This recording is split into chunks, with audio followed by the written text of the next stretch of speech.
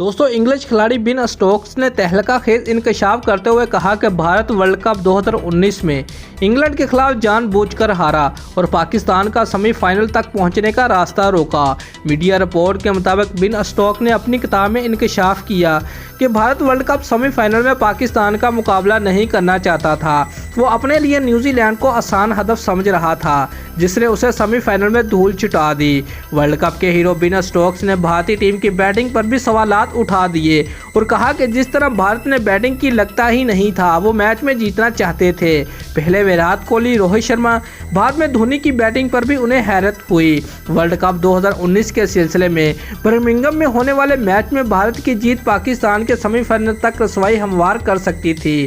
ताहम इंग्लैंड से इस मैच में भारत को 31 रन से शिकस्त का सामना करना पड़ा। 337 रन के जवाब में भारत 5 विकेट पर 306 रन ही बना सका। दोस्तों, इंग्लिश ऑलराउंडर बेन स्टोक्स ने इस मैच में भारत की हिकमत अमली पर सवाल उठा दिया है, खास तौर पर धोनी और केदार जाधव की बैटिंग पर शकूक का इजहार किया। इंग्लिश ऑलराउंडर ने कहा कि दोनों, खास तौर पर एमएस धोनी ने आखिरी 10 ओवर में जीत की कोशिश की बजाय विकेट पर रुकने को तरजीह दी और छक्के चौके मारने की बजाय सिंगल्स पर इक्तफा किया। स्टोक्स के मुताबिक इंडिया ये मैच जीत सकता था। आखिरी 11 ओवर में 112 रन दरकार थे, लेकिन इंडियन टीम सिर्फ 81 रन ही बना सकी।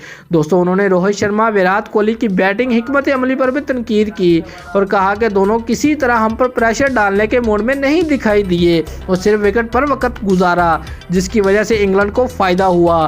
बेन स्टोक्स के इस इंकशाफात के बाद एक बार फिर सवाल उठ रहे हैं कि क्या भारत पाकिस्तान को बाहर करने के लिए जानबूझकर मैच हारा? अगर इंडिया ये मैच जीत जाता तो पाकिस्तान बांग्लादेश को हराकर आसानी टॉप 4 में आ जाता। दोस्तों, अगर आपको हमारी ये वीडियो पसंद आई है तो लाइक और कमेंट ज़रूर करें और हमारे चैनल को सब्सक्राइब करना मत भूलिए। शुक्रिया।